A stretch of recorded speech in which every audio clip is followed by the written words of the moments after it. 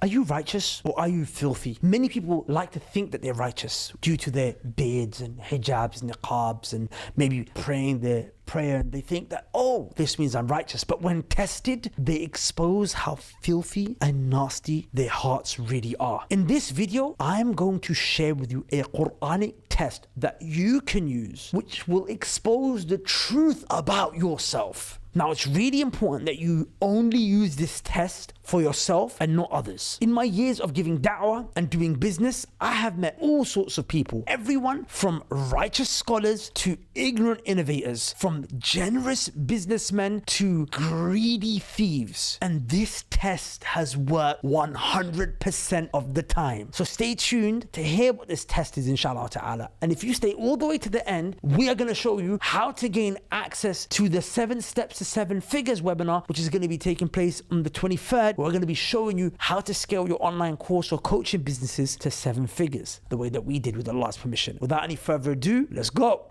Alhamdulillah wa salatu wa salamu ala rasulillah amma ba'd. Assalamu alaikum wa rahmatullahi wa barakatuh. So, what is this thing that will differentiate between your dirtiness and your righteousness? And it's something that we've had a lot of experience with, and that is, no surprise, money. How money affects you, your behavior, your trusts, your dealings with people. And we've got some shocking stories to share today of people that we've dealt with that extremely righteous, but when it comes to money, something somewhere clearly went very wrong. Apparently righteous. So look, alhamdulillah wa salatu wa salamu ala rasulillah ma ba'd. So the first things first, people are going to wonder why, where, you know, how is money such a big deal? Like, what is the evidence for this? So let me walk you through the park, right? There's something that always used to blow my mind when I would read the Quran. And that was how Allah subhanahu wa ta'ala goes from one topic to another topic, right? And sometimes it's quite surprising because you're like, well, what's the relationship between this and that? What's the relationship between this and that which was mentioned prior? And a lot of times you find that when Allah Azza wa Jalla talks about Tawheed, it's actually shocking, right? Such a big topic, right? Tawheed. Foundations is deen, worshipping Allah alone, right?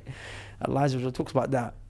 After Allah starts talking about money, subhanahu wa ta'ala, and your dealings with money and the rulings of money, right?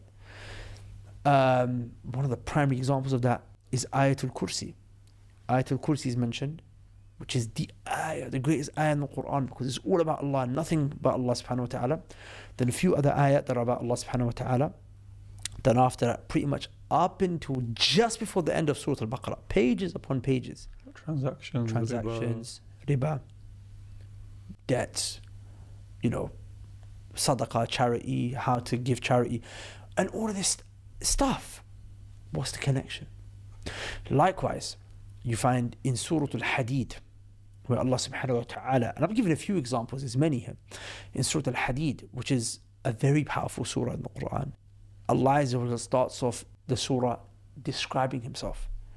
سَبَّحَ لِلَّهِ مَا فِي السَّمَاوَاتِ وَالْأَرْضِ وَهُوَ الْعَزِيزُ الْحَكِيمُ له ملك السماوات والأرض يحيي ويميت وهو على كل شيء قدير هو الأول والآخر والظاهر والباطن وهو بكل شيء عليم. All these ayat, Allah is describing himself, these great characteristics. Like you could, that ayah I just mentioned right now, Imam Ibn Kathir said in his tafsir, there's an ayah where the Prophet sallallahu alaihi wasallam said there's an ayah that's worth like 1,000 ayat in the Quran, right? Ibn Kathir said with this ayah, هو الأول والآخر والظاهر والباطن وهو بكل شيء عليم. This ayat where Allah is describing himself in this great way, right? Describing his knowledge and all this, that and the other. And then Allah subhanahu wa ta'ala commands you, aminu. He gives you 2 commands. Aminu billahi wa rasulihi. Believe in Allah and his messenger sallallahu alayhi wa sallam. That's the first command. Believe in Allah and his messenger sallallahu alayhi wa sallam. Tawheed. And following the Prophet sallallahu alayhi wa sallam. Number 2, what's the second command? وَأَنْفِقُوا مِمَّا جَعَلَكُمْ مُسْتَخْلَفِينَ فِيهِ. And give and spend from that which Allah Azza wa Jal has made you a guardian over.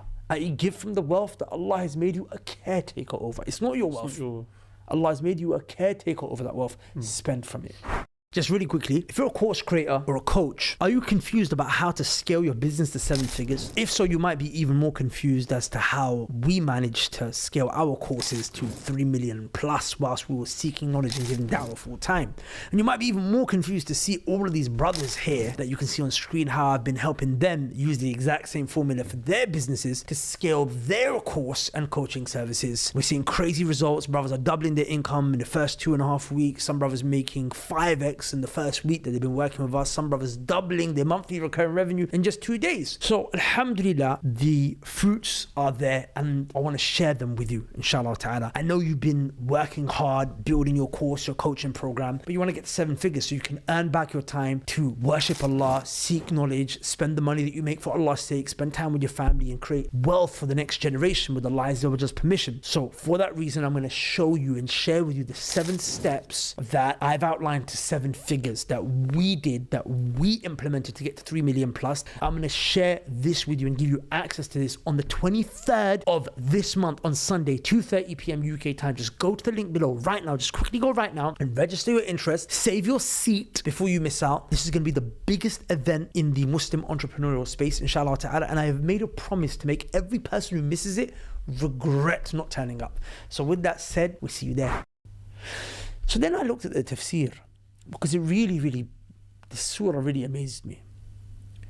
And if you look at some of the tafsir of the ulama, they mention there is a relationship between iman and money. And that's why money is mentioned after iman in so many situations, because based on the state of your iman and the purity of your tawheed and the strength of your tawheed, based on that we'll see the quality of your dealings with money. Because, for example, if you look at Surah Al-Baqarah, where Allah mentions ayat al-Kursi and then ayat of riba, ayat of loans and debts and forgiving debts and how to write a debt and charity and giving lots and lots of charity and fulfilling your vows and all of these ayat. This is like Allah is encouraging you, saying, I am Allah. This is who I am. This is my greatness, and this is the reward that I have for you. You worship me alone. I have given you this wealth. Because even look, the ayah before Ayatul Kursi. What's the ayah before Ayatul Kursi? Wallah, it will blow your mind.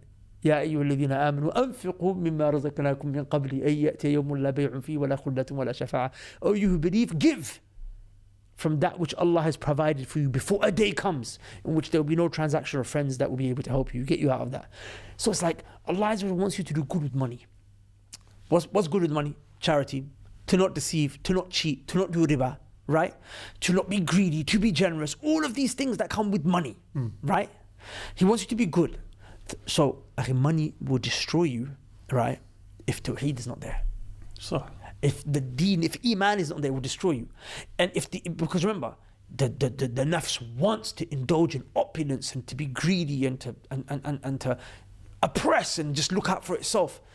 But here first, tawheed. You're a believer.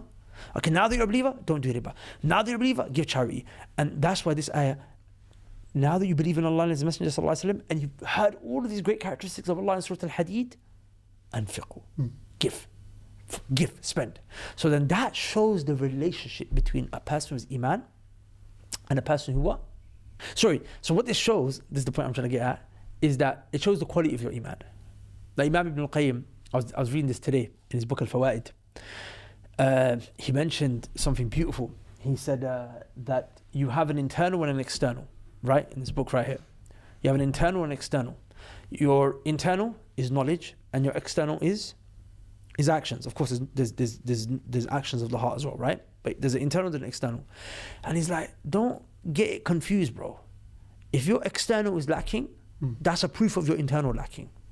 If your external is lacking, if you're engaging in riba, if you're stingy, if when it comes to transactions, you don't fulfill the trust, you don't give what you promised, you start to be, you start to undercut brothers when it comes to pennies and pounds. That's a proof that there's your internal, your tawheed is lacking.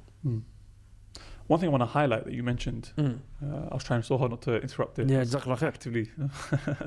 One thing I want to highlight and mention, the fact that it was mentioned that give from the money that we've provided for you, or with money that you've been placed as a caretaker of. Perception is a very powerful thing. I feel like a lot of us fall into this trap where when we're getting money and we've got certain objectives and goals that we're trying to achieve, in our minds, like, this is my money. And when you have that mindset, you will behave in a different particular way. But when you have the perception, a perfect analogy is, for example, we've got a car, a rental company, right? So when you rent a car, you're much more likely to thrash it compared to if it was your own car. And by the way, we got nothing against that. Like, at the end of the day, take the car, enjoy it. Thrash meaning go fast. Like, just rag it, the clutch to get like you're smoking it, you know, burn out with the wheels, harsh braking, harsh accelerating, harsh going around the corner, like fully enjoying the car at the risk of like possible, you know, excess wear and tear to the car. But usually people aren't really too worried about that when it comes to a rental car, because I've got guardianship of this car for 24 hours. At the end of the day, as long as I don't do any major damage, I don't have to pay for it. This is such a beautiful analogy. But at the end of the day, I get to really enjoy it. And like I said, we still encourage it. But the point is, because it's not your own car, like when brothers have their own car and I see them rent a car from us, the difference between the two is night and day. Just shutting the door, you know, softly and getting in their in. own car? Yeah, in their own car, you know, there's no rubbish around and this stuff. When the car comes back to us, it's mash up. But because is it because they know that you will fix it if anything they goes know wrong? that we'll fix it. But also, it's I'm not saying it's necessarily a bad thing, because I feel like it's just human nature that it's not yours, so you're automatically going to feel like less conscious about all the little Safeguarding habits. it. Yeah. Protecting it. Yeah, like You'll use it. I'm not going to say you're violating, because you're not. But I'm just saying you will go more over the top for what's your own. So when you think about that with your own money, and you realize, well, it's not my money. Like, the money in my bank account, it's not actually mine. I've just been given guardianship of it. Wallahi, you'll be more likely to spend it in the way of Allah. You'll be more likely to be a person who can be trusted, and be a person who has that characteristic of being easy and lenient with their money in that balance. Because it's not my money at the end of the day. I'm just looking after it for the time period that's in my account. That's it.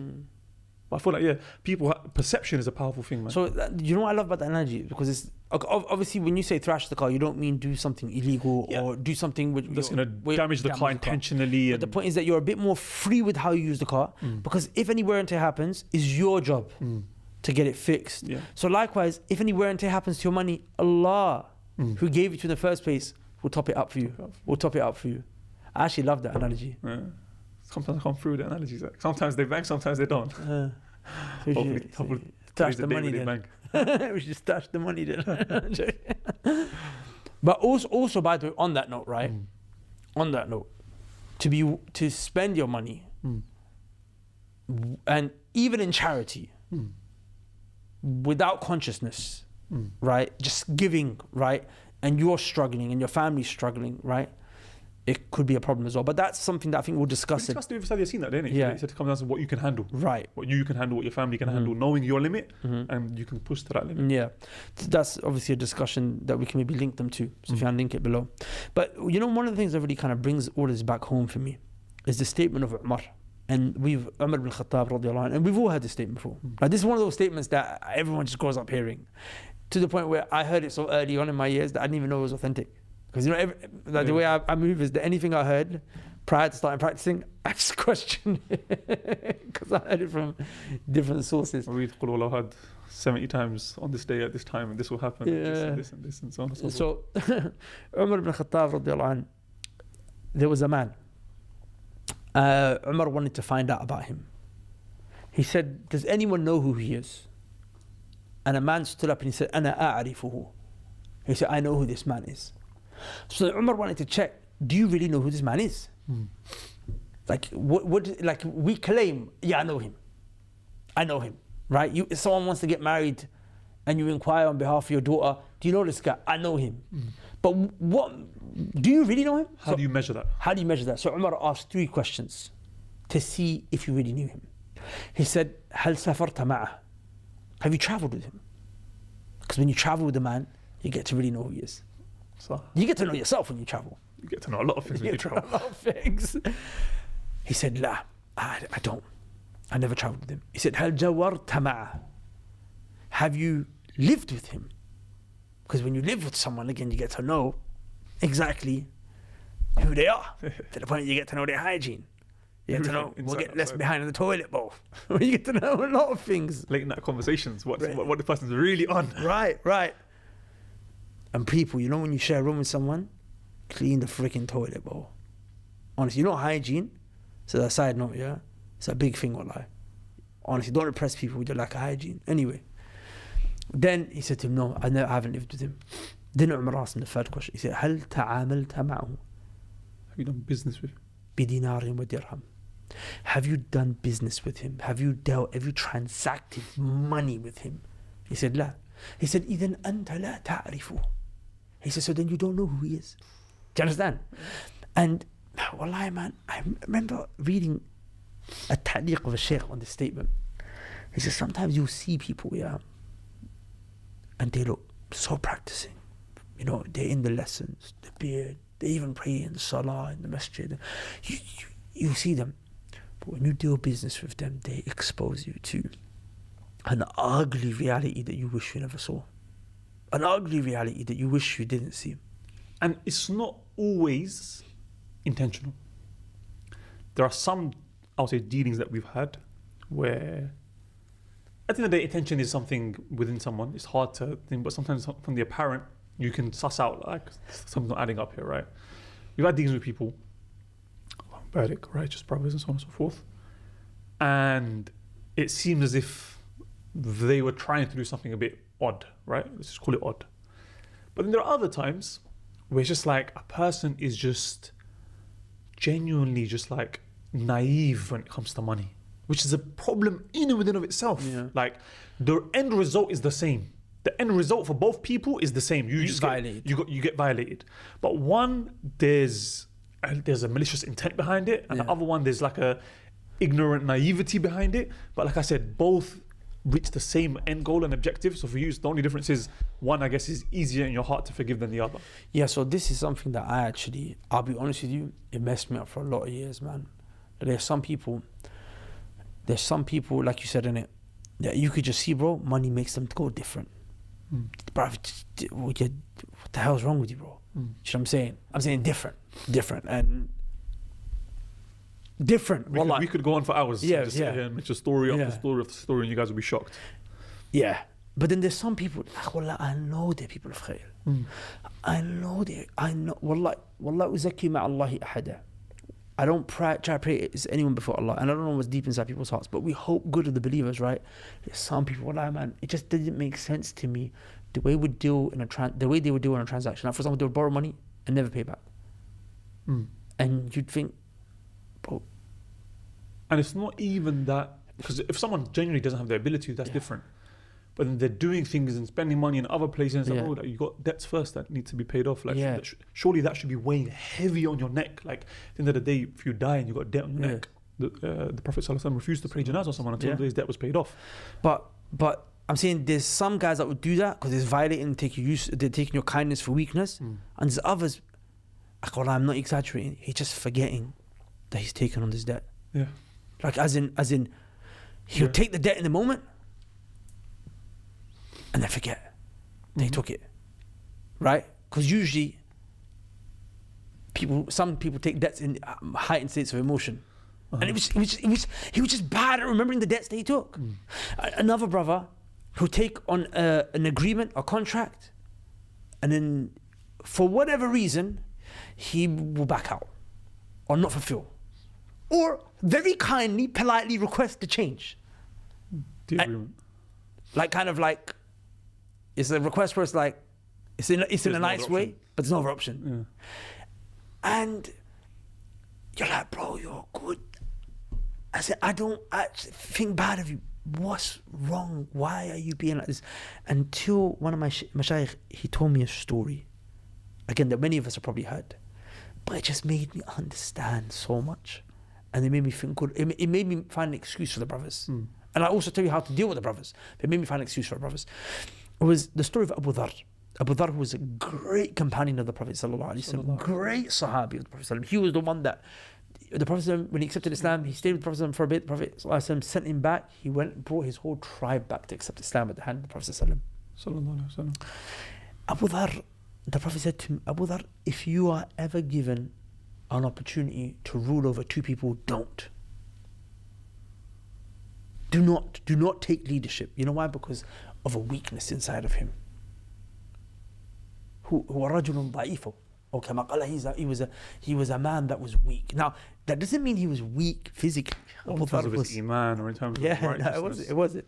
He was just not in that field. In that field, he was weak. And one of the proofs of it later became clear when one time, Uthman, he was the Khalifa. So when he was the Khalifa, he's having these gatherings with the Kibar Sahaba, the major companions, but when you have to make big decisions, like Umar will bring all the Sahaba from Badr, the Battle of Badr, right? So Uthman is there, you have to bring in the big Sahaba, the knowledgeable ones, right? Abu Dhar is from them, but Uthman wouldn't let him in. He wouldn't bring him into those gatherings. He wouldn't bring him into those gatherings. What happens? One day someone says to Uthman, why do you leave out Abu Dhar? Bring him in. So Uthman brought him in. I forgot what it was, but it was a minor issue. It was not something that was... Do you remember what it was? I think either he got angry at something or he raised his voice. He got angry at something. He got angry at someone, but for an issue that was not like a big deal. Big deal. And he started getting angry in the middle of the discussion. And Uthman looked at the guy who told him, why don't you bring him in? He said, this is why I don't bring him in. Right? So Abu Dhar was just not... Radiallahu anhu was just not built for that. He had many great qualities. Being in situations of leadership and authority and those type of things just wasn't it. We all have deficiencies in our characters in different areas. Some of us are good at some things, some of us not. And it just so happens that for some people, dealing with finances and money is just one of those things. Because what that entails, dealing with finances, what that shows me is that some people are just not great with trusts. That's not because they're not trustworthy, but they're just not great with fulfilling the trust. They're not great at, as in the responsibility of the trust. Now, I'll tell you something. Go on. One time, there's a brother, I know he's a da'i, very known, and people all know him and love him, Allah barik. He blew my mind, bro. We were all chilling one day. There was a tournament, we arranged a football tournament, and he was playing, right? And we were training the night before. So he must have gone into the Sports Direct to get like a pair of shoes. Met a random guy who he started talking to, who said, can you take me to Luton? Which is in a different city. So now we're having dinner. And I'm like, okay, cool, so here's what we're going to do, and then we're going to do this tomorrow. And I got a whole plan. And he's like, oh, bro, I can't do it. Why? He's like, I promised this brother I'm going to take him to Luton. I was like, who? He's like, you know what I went to Sports... Because I was like, bro, who you take to Luton? He's like, when I went to Sports Direct, I met a guy, I was like, random guy. He's like, yeah. He saw him as a practicing brother. He needed a ride. He was a Muslim himself. He said, can you take me to Luton? And I said, yeah. So he agreed. Now, that was an L, him agreeing. But the fact that he agreed, bro, it weighed so heavy on him. Bro, he was like, I've got to take him. For hours we're eating and I'm trying to find another way. I'm trying to find another guy to take him. He's like, are you sure? But I promised him and I should speak to him. And it weighed so heavy on him. I think he went and dropped the guy to Luton as well. The point is that those brothers, Allah barik, obviously it comes down to quwwatul iman and a lot of things, but it's like, he'll take it to the end. Like my sheikh, right, will be sick. Will be sick, akhi, sick. Physically sick. And there was a time, a month and a half, he was sick, akhi, very sick. Akhi, he won't miss a single lesson. He won't be late for a lesson. He said, I made a commitment to meet you at this time. So we're going to do it. So point being is that some brothers should just, bro, they should just know. I'm not, like you have to ask yourself, which one of the two?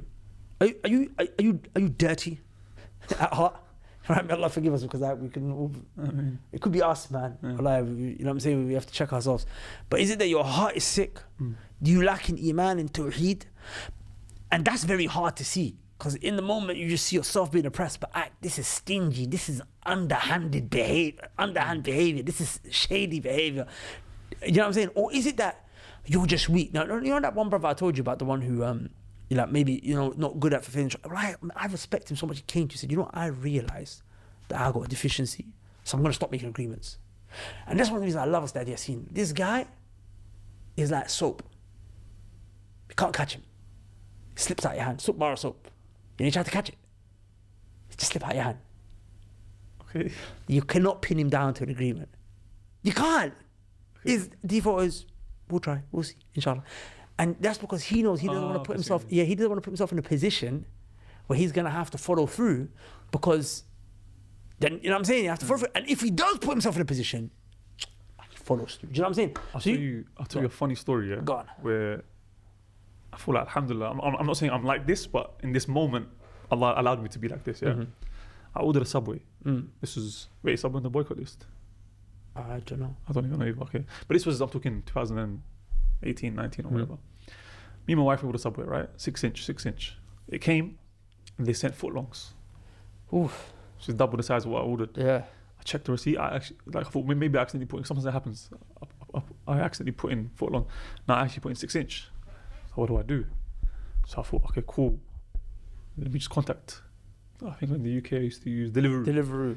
Let me contact Deliveroo and let them know there's been a mix up here. Either I'll pay the difference, or I don't know if they can send someone to pick up the rest of the other half or whatever. I don't know, like whatever they want to do in it, but it was weighing heavy on me at that time. I've got extra food that I didn't pay for. So I contacted them saying, hi, yeah, there's a bit of a problem with my order. I ordered a 6 inch and they gave me a foot long.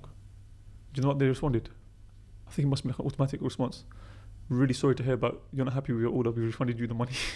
Whoa. So now they refunded me the money for the 6 inch.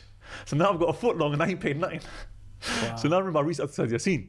I said, what's on in this situation? I'm like, now do I have to go to the shop? And because now I have to pay double. Like, what's going on? Like, she was like, nah, now if you do that, you're doing too much. Too far, yeah. You've tried, you went out of your way to do it or not. This has happened, you just got to move on with it. I was like, really? But I was like, that just goes to show the benefit. You'll never lose out in trying to maintain the rights of other people. And not just that, people become guided because of it. Like, In what sense? You know, there's a story that's told that how Indonesia became Muslim is because Muslim businessmen went there to transact, and the king heard about it. Like, how are people honest? Like okay, look, there's context to this, right? There's hadith where the Prophet ﷺ said, رحم الله رجلا سمحا إذا باع وإذا اقتضى وإذا اشترى كما قال. May Allah have mercy on a man who, when he sells something, he's easygoing. When he asks for his debt back, he's easygoing. When he buys something, he's what? Easygoing. Right? He'll forgive you, like, if you kind of slipped up on the deal. He's got the rights to say, bro, I want my money, I want my refund. Just right. But he'll give you a little discount. You know what I'm saying? He'll let it go. Or maybe if you're selling something, he'll give you a little bonus on top. He's easygoing. As a hadith of the Prophet ﷺ said, may Allah have mercy on the one who gives someone a refund, even when they don't deserve it. Right? Even when they don't deserve it. Sorry. Allah will, if someone who gives someone a refund, even when they don't deserve it, Allah Azza wa Jalla will take a difficult way from them on the day of judgment.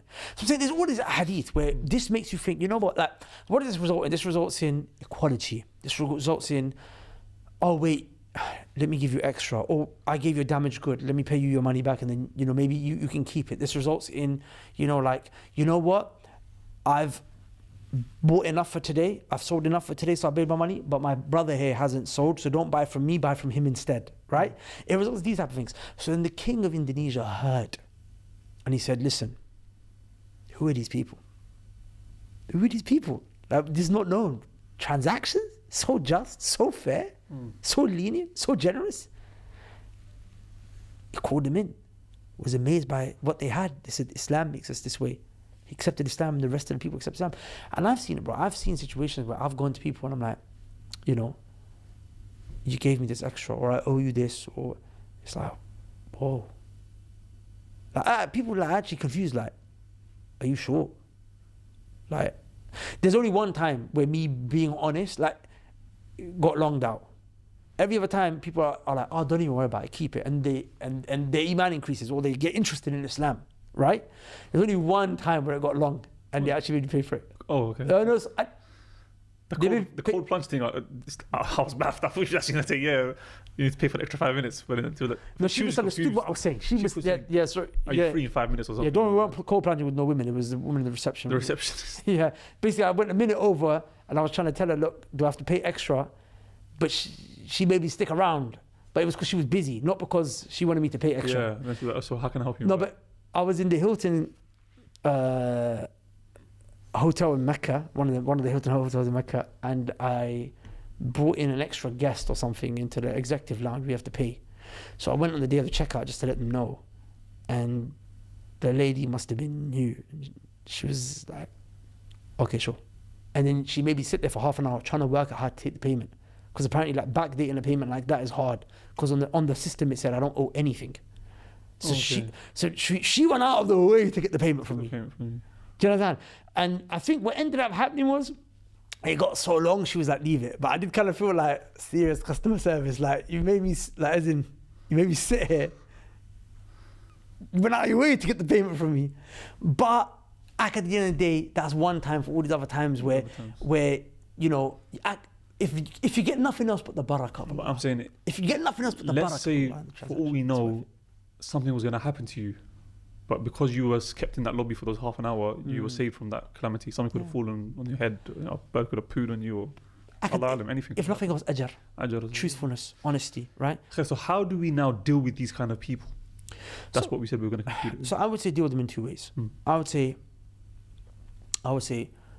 number one, you know, it's very hard to work out, is this guy behaving badly in the transaction because his heart is bad, his heart is dirty, or because he's just not great when it comes to business and he's just not a good guy to work with. Like, he's a good guy, but he's just not a good guy to work with or do business with, right? Which one of the two is it? I would say the safer option is for you to think good of the believers. And to assume that maybe he's just not good to work with. And if you doubt someone who is dirty, only doubt yourself. Only doubt yourself. Only doubt yourself. If there's like, for example, if a transaction goes wrong and it goes wrong from your end, don't assume you're weak. Assume that maybe that's something bad in you. Maybe it's a deficiency of tawheed inside of you. If you're the problem in the transaction, right?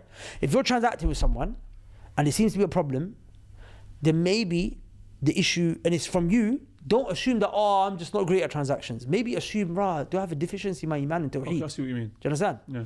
If the deficiency is from the guy who you're transacting with, assume that he's heedless. He's just not great. And the result is, I'm just not going to transact with you in the future. That's the key thing. That's the key thing. That's the key thing. And I'm also going to warn against you, by the way. If someone asks. Yeah. Or if I know someone's about to go into a transaction with you. Yeah. If I know someone's about to go into a transaction with you, I will now warn. Give them a heads up. And by the way, this doesn't mean that I'm going to start eating our flesh and backbiting for kicks. No. I'm just going to say, I'm going to tell you the minimum. Say, the brother transacted in the past, maybe it's best not to transact with him. And if he needs details, you give according to the necessity, the need. You know what I'm saying? But that's on you to warn brothers. You know why? Because then you're gonna, like, you could have saved their wealth. You could be responsible for the harm and the damage that comes from that. Because inaction is an action. Exactly. Like, if you let someone drown and you could have saved him, you're responsible for his death. Yeah. In the Sharia. And yeah, man, the believer does not get bit by the same hole twice. And I think that's one of the worst things that we've had to experience over the years. Is getting done once is bad. Having it happen repetitively, it's long. It's long. It's long. May Allah allow us to be from those that keep their trusts. And it's hard. I found myself in difficult situations where I'm like, bro, like, but you just have to just give the trust, man. And one thing I would say is, don't take people's, don't take advantage of people's kindness. That's another episode. We're not going to get into that. That's another episode. Cause that's how you make people tough. Yeah. Like, I have brothers now who've just started to become a bit tough. Because they've been violated. You know what I'm saying? Ala kullin, just the last thing I'll say is, if you're a guy who keeps finding himself in consistent financial situations that are not great, and you always keep blaming the other guy, just start blaming yourself now. Take a look in the mirror. Yeah, take a look in the mirror, because it keeps following you for a reason. Do you know what I'm saying? Self-reflection is a powerful thing, man. Yeah. Makes you realize a lot of things. Yeah. And if you find yourself you're consistently weak when it comes to dealing with transactions, bruv, just don't get involved. Don't do business. Don't do business. You know what I'm saying? Or improve. Or don't do business. Do you know what I'm saying? Khair. Barakallahu feek. So hopefully you benefited from that episode. Inshallah, tomorrow we'll be releasing another episode of Righteous and Rich. Today's one was the righteous side. Tomorrow will be, inshallah, the rich side. And don't forget, as we've mentioned, inshallah, on the 23rd, Sunday, we've got our 7 Steps to 7 Figures webinar. The biggest online Muslim business event, period, inshallah ta'ala. Make sure you click the link in the description, register. You'll get an email confirming that you have registered, and then close to the time, you'll get the link for the webinar itself. We'll see you there, inshallah. Subhanakallahumma wa bihamdik. Ashhadu an la ilaha illa ant. Astaghfiruka wa atubu ilayk. Assalamu alaikum wa rahmatullahi wa barakatuh.